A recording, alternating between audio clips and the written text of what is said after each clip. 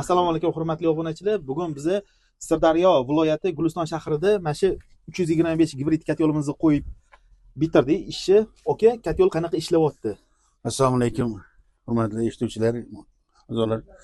Kechagi qo'yilgan katyol uchun juda katta rahmat. Juda katta rahmat. Bir kunda bilindi ekonomichligi, addachasi zo'rligi. Narigi katyolimda obrotkasi sovuq edi. Bunda hozir 1 milliardda. Borishi ham, qaytishi ham, isitishi ham. Ana avtomat yaralgani 3 ga qo'ydim. 3 ga qo'yganda biz narigida umuman isimasdi. Bu hozir qaynatib oryapti. Uyimizda ahvoli, temperaturalari juda yaxshi. Nima bo'lsa ham yangilikka harakat qilaveraylik, yangilik bizni nobud qilmaydi. Borlaringizga shukr. To'plidom katyollardan ko'nglingiz to'ldimi? 100% ko'nglim to'ldi. 100%. Narigi xonadonimdagi bundagi addachalaridan, mana ekonomiklik, tozaligidan hammasidan ko'nglim to'ldi. Buni men tavsiya qilaman. Qolganlarga ham tavsiya qilaman bundan o'rnatishga. Respublika hudud gazga Akmal akamga kattakon rahmat deb qolamiz.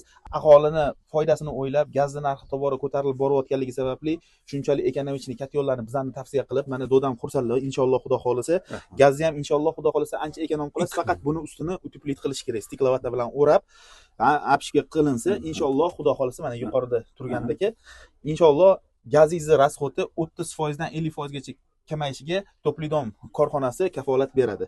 Agar sizlarga mana shunaqa xizmatlar kerak bo'ladigan bo'lsa, bemalol To'plidom korxonasiga murojaat qilsanglar, mana shunaqa akkuratni, chotki qilib katyollarni ustanovka qilib beramiz. Gazga to'layotgan pulinglarni 30% dan 50% gacha tejab qolasizlar.